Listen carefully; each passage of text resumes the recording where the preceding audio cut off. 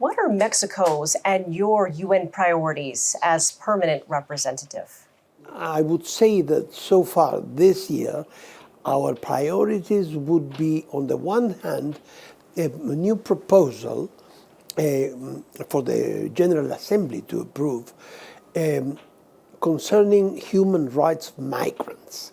This summer, maybe in July or August, I hope we can present a new resolution to be approved by the General Assembly that would make it mandatory to observe the human rights of migrants independently of their legal condition. You see, that whether they are documented workers or undocumented workers, they are above all human beings, and we believe very deeply that the basic human rights have to be respected by all nations.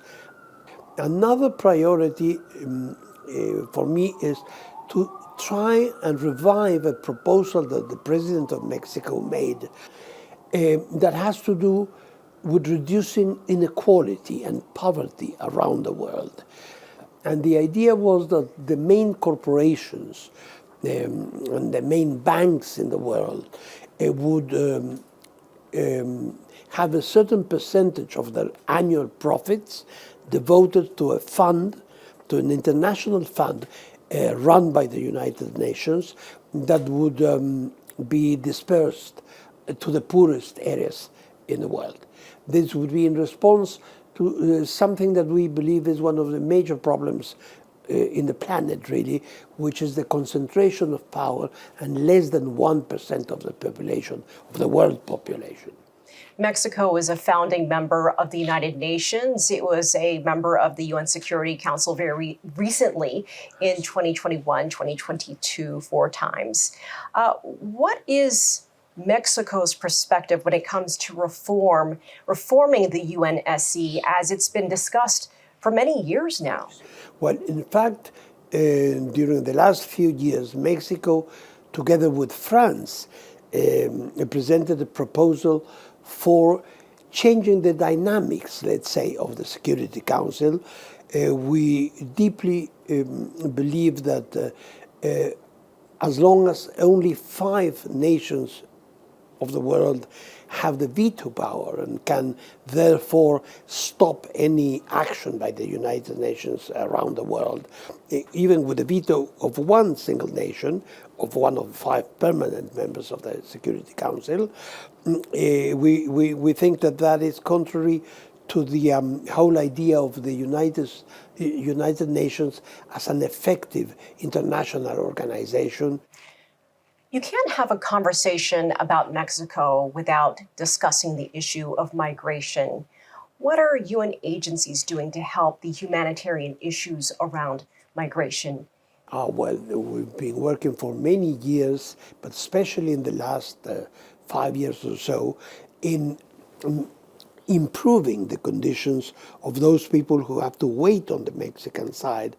We have been trying to improve the spaces where these people are held in Mexico before they enter the United States, and also the transportation from Central America, from Guatemala, all the way through Mexico and into the United States. It's a long, long trip that they have to undertake, sometimes by train, sometimes walking, in terrible circumstances. Also, we've been offering job possibilities for working in Mexico, which many people have actually taken as an option.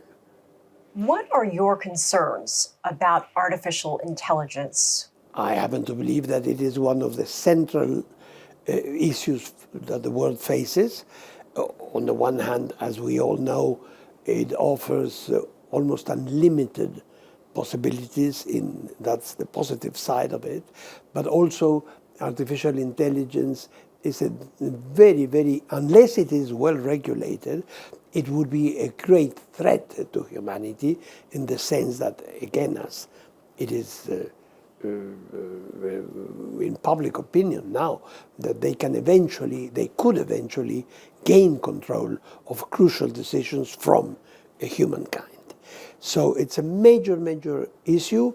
I often say that together with climate change and the concentration of wealth in less than 1% of the world population, I would call those three the deepest, the gravest problems that humankind faces. Ambassador, history was made in Mexico with voters electing the country's first female president, Claudia Sheinbaum. I want to get your reaction to that significant milestone. Well, I will start by saying that as a diplomat, I am very conscious of the fact that I represent here at the United Nations the whole of Mexico, the Mexican state, not only the government, and therefore I shouldn't really talk too much about internal politics.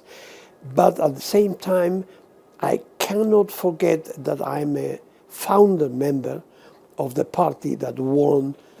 For many reasons, this was a very historical and significant election. First of all, it will be the first time in our history that we have a woman president.